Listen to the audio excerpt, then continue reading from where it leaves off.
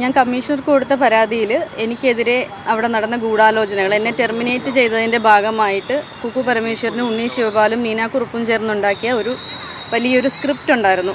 അപ്പം അതിൻ്റെ വോയിസ് എനിക്ക് സെക്യൂരിറ്റി എന്നെ വിളിച്ചിട്ട് ഇന്ന കാര്യങ്ങൾ പറയാൻ അയാളെ ഏൽപ്പിച്ചു എന്ന് പറയുന്ന വോയിസ് ക്ലിപ്പ് ഉൾപ്പെടെ ആണ് ഞാൻ പരാതി കൊടുത്തിട്ടുള്ളത്.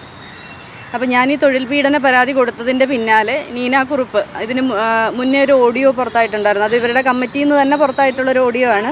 അത് ഞാൻ തെളിവായിട്ട് കമ്മിറ്റിയിൽ ഏൽപ്പിച്ച ഒരു ഓഡിയോ പുറത്ത് വന്നിട്ടുണ്ട്. നീന കുറുപ്പ് എന്നോട് സംസാരിച്ചിട്ട് ഞാൻ വിക്ടിം ഗെയിമായിരുന്നു കളിക്കേണ്ടിയിരുന്നത്, അപ്പം ഞാൻ ലക്ഷ്മിപ്രിയ ചീത്ത വിളിച്ചപ്പോൾ ഞാൻ അതായിരുന്നു മോളെ ചെയ്തത് എന്നൊക്കെ പറയുന്നൊരു ഓഡിയോ ആണ്.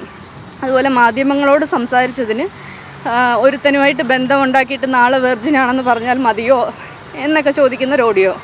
അപ്പോൾ ഇതെല്ലാം കൂടെ ചേർത്തിട്ടാണ് ഞാൻ കമ്മീഷണർക്ക് പരാതി കൊടുത്തിട്ടുള്ളത്. ഈ രണ്ടാമത് ജോലിയിൽ പ്രവേശിച്ചതിന് ശേഷം മാനസികമായി പീഡിപ്പിക്കുന്നതടക്കം പരാതി. രണ്ടാമത് ജോലിയിൽ പ്രവേശിച്ച ശേഷമാണ് നീന കുറുപ്പ് ഇത്തരത്തിലൊരു പരാതിയായിട്ട് പോയിട്ടുള്ളത്. ജോലിയിൽ പ്രവേശിച്ചു എന്ന് പറയാൻ പറ്റത്തില്ല, അവരത് റിവോക്ക് ചെയ്തു എന്ന് ന്യൂസ് പറഞ്ഞു. അപ്പോൾ അതിനുശേഷം വീട്ടിൽ വർക്ക് ഫ്രം ഹോം എന്നുള്ള രീതിയിൽ ഇരുന്നാൽ മതി, കുക്കു പരമേശ്വരനൊക്കെ ഇവിടെ ഉള്ളിടത്തോളം കാലം അവിടെ ഓഫീസിൽ സേഫ് അല്ല എന്നുള്ള രീതിയിൽ പറഞ്ഞിട്ടാണ് ഞാൻ വീട്ടിലിരിക്കുന്നത്.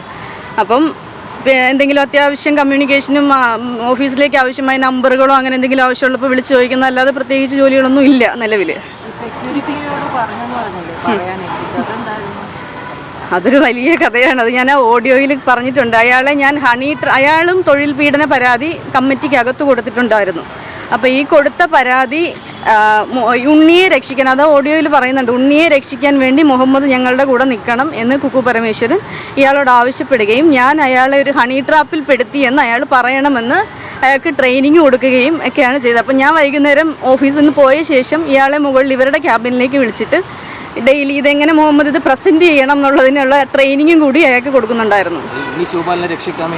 അങ്ങനെ തന്നെ പറയുന്നത്. അതെ അതെ അതെ അതെ അതെ അതിനകത്ത് നീന കുറുപ്പ് ഉണ്ടെന്ന് എനിക്ക് ബോധ്യപ്പെടാൻ കാരണം ഈ കമ്മിറ്റിക്ക് ശേഷം നീന കുറുപ്പ് ഇയാളോട് പോയി ചോദിക്കുന്നുണ്ട്, മുഹമ്മദിന്റെ ഒപ്പം ഞങ്ങൾ നിൽക്കുമായിരുന്നല്ലോ എന്ന് പറയുന്ന അതും ഇയാൾ ഈ ഓഡിയോയിൽ എന്നോട് പറയുന്നുണ്ട്.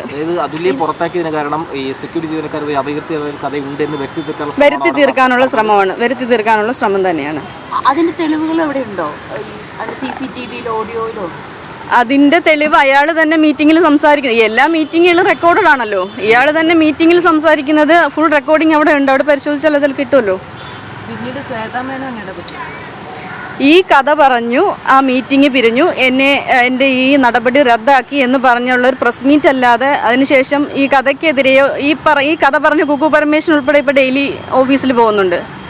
അല്ലാതെ പ്രത്യേകിച്ച് നടപടികളൊന്നും ഉണ്ടായിട്ടില്ല. ഇതിന് പിറകെ എന്നെ ജീവിക്കാൻ സമ്മതിക്കാത്ത വിധത്തിൽ വീണ്ടും വീണ്ടും പരാതികൾ വരുമ്പം ഞാൻ തന്നെ സംസാരിക്കണമല്ലോ, ഞാൻ നടിയല്ലല്ലോ. ഈ ഭീഷണിപ്പെടുത്തുന്ന